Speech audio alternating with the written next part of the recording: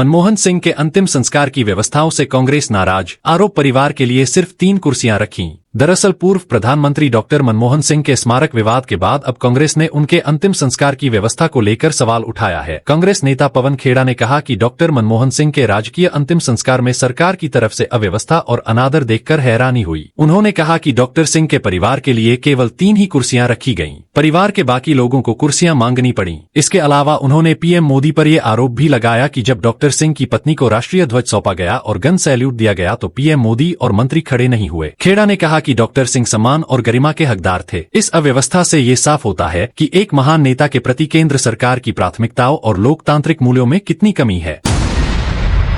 PM Modi ने साल के 9वें और आखिरी मन की बात कार्यक्रम को किया संबोधित। महाकुंभ को लेकर कही बड़ी बात। दरअसल रविवार को प्रधानमंत्री नरेंद्र मोदी ने साल के आखिरी और 117वें एपिसोड को संबोधित किया। इस दौरान उन्होंने संविधान दिवस और महाकुंभ का खासकर जिक्र किया। उन्होंने कहा कि जब हम कुंभ में भाग लें तो समाज में विभाजन और नफरत की भावना को खत्म करने का संकल्प लें। साथ ही पीएम ने वेव समिट, कालाहांडी की सब्जी क्रांति, बस्तर ओलंपिक और कुरुक्षेत्र के मलेरिया रोकथाम के प्रयासों के बारे में भी बात की। संविधान दिवस को लेकर प्रधानमंत्री ने कहा, 26 नवंबर को संविधान दिवस से 1 साल तक चलने वाली कई एक्टिविटी शुरू हुई हैं। नागरिकों को संविधान की विरासत से जोड़ने के लिए constitution75.com नाम से वेबसाइट भी बनाई गई है। इसमें आप संविधान की प्रस्तावना पढ़कर अपना वीडियो अपलोड कर सकते हैं। अलग अलग भाषाओं में संविधान पढ़ सकते हैं। संविधान के बारे में प्रश्न भी पूछ सकते हैं।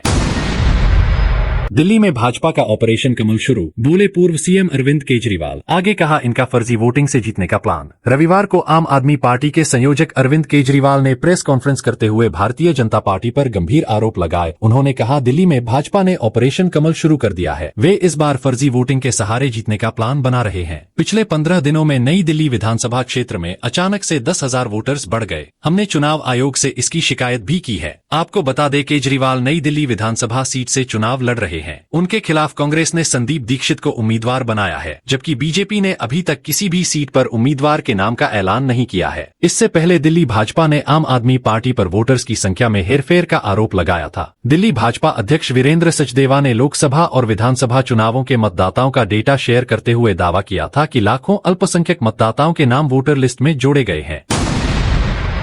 बर्फबारी, ओलावृष्टि और बारिश से ठिठुरा पूरा देश। अभी भी राहत की कोई खबर नहीं। बर्फबारी, ओलावृष्टि और बारिश से पूरा देश ठिठुर गया है। जम्मू कश्मीर, हिमाचल प्रदेश और उत्तराखंड के पहाड़ी इलाकों पर साल का सबसे भारी हिमपात हुआ। बात करें जम्मू कश्मीर के श्रीनगर की तो यहाँ 8 इंच, गांदरबल में 7 इंच, सोनमर्ग में 8 इंच बर्फ गिरी। वहीं पहलगाम में 18 इंच तक बर्फ गिरी। उधर हिमाचल प्रदेश में बर्फीला तूफान चला। 24 घंटे में रोहतांग के नॉर्थ और साउथ पोल पर 3 फीट से ज्यादा बर्फ जम चुकी है, जिसके चलते अटल टनल पर आवाजाही बंद कर दी गई है। दूसरी ओर राजस्थान, मध्य प्रदेश समेत कई राज्यों में बारिश हुई। दिल्ली में शनिवार सुबह तक एक दिन में 41.2 मिमी बारिश हुई। यह दिसंबर में 101 साल में एक दिन में होने वाली सर्वाधिक बारिश है। इसके अलावा मध्य प्रदेश के भी कई जिलों में तेज बारिश और ओले गिरे।